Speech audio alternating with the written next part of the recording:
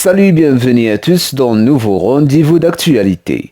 Ce 13 décembre 2021, Nagui, la star du PAF, aurait demandé à son ami de longue date, Laurent Baffy, comment il prenait les moqueries et les médisances dans la vie de tous les jours. Lors de son show, la bande originale diffusée sur France Inter. Je pense qu'un comique ne pratique pas l'autodérision. Regardez ce que je me suis mangé dans la gueule. Parce que j'ai fait des implants capillaires. J'avais l'impression que la France ne parlait que de ça. Ça m'a fait marrer, a confié l'humoriste de 63 ans en faisant référence à la vague de critiques qu'il a reçue récemment face à son changement physique. Depuis cette histoire, son attaché de presse le surnommerait Monsieur l'ambassadeur de la chirurgie esthétique française. Une petite blague qui ne semble pas affecter le metteur en scène, bien au contraire.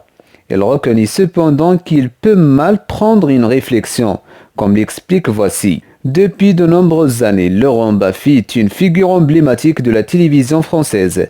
Les téléspectateurs connaissaient bien le visage de Laurent Baffy.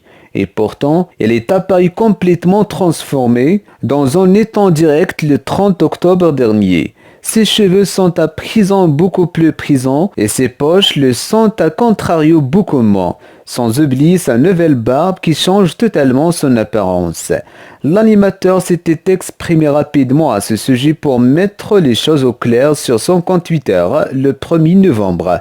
Voyons les réactions des internautes surpris. J'ai fait des implants et les poches sous les yeux il y a 2 ans et les gens le découvrent maintenant. L'animateur de télévision a expliqué à Europe 1 dans l'émission Culture Média à quels endroits il avait recours à des modifications. J'ai fait des implants capillaires il y a 2 ans. Douillet comme je suis, c'était vraiment étonnant que je finisse par faire ça, commence par raconter Laurent Baffy avant de poursuivre. J'ai fini par me faire les poches sous les yeux parce que j'avais un air fatigué en permanence et les gens me disaient que j'étais malade. C'est la fin de ce rendez-vous. N'oubliez pas de réagir sur la section de commentaires et d'activer la cloche de notification. Merci, à très bientôt.